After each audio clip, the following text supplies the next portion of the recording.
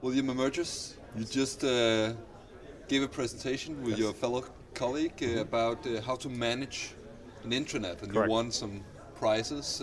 Yes. What are your central pieces of advice for people launching and managing intranets? Great. Certainly, I think it's important to have a purpose. We find many people don't have a well-defined purpose, and that really helps make your day-to-day decisions. What should I be working on? Having a purpose, what fits, what doesn't.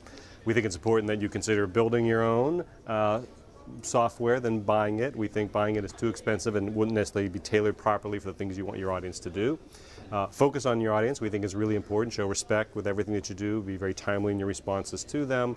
And I think design is really important. As I said during the presentation, I'm always disturbed that more people don't have designers as part of their teams, their core teams. And I think design is such an important element because it's visual, it helps with interaction, and it helps with emotion. We think that's very important to make an intranet successful.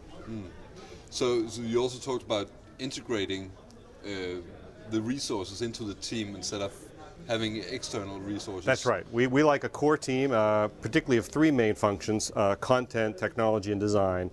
We think they should be together, part of the same organization, working as a strategic partnership to make sure that your initiative does everything at once in all those areas, that the content supports the technology, supports the design, and supports each other.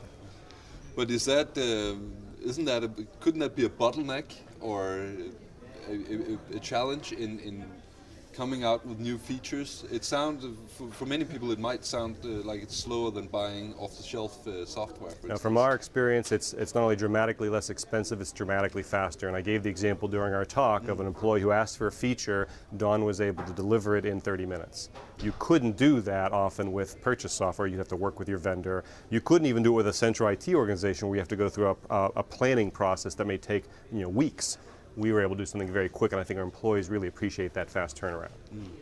You also talked about not only having to address the business needs of the user, but also entertain them, or That's right.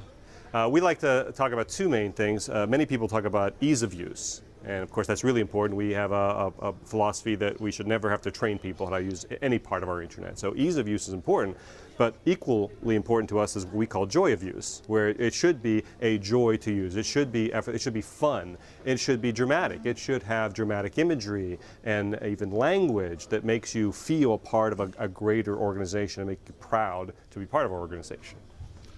But how do you manage that? How do you manage that kind of tone of cultural part of the intranet? Sure.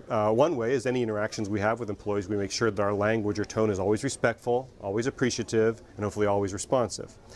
With the imagery, we try to use dramatic, brilliant imagery. We try to show the nobility of the work that our employees do, the situations they're in, how they serve our customers. All that, I think, helps create that emotion and that joy of use.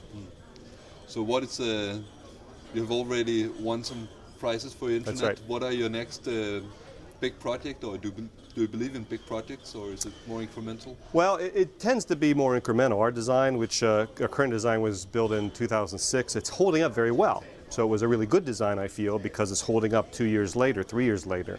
But things are always changing, particularly in the consumer space. What employees do at home is what they expect at work. So we know we're always challenged to keep up with the pace of technology advance in the consumer market. And again, our employees constantly tell us that they would like something new. We give them a little bit, and they're pretty demanding. They ask for more. And so we're always thinking, how do we fulfill their growing demand? So we're never done.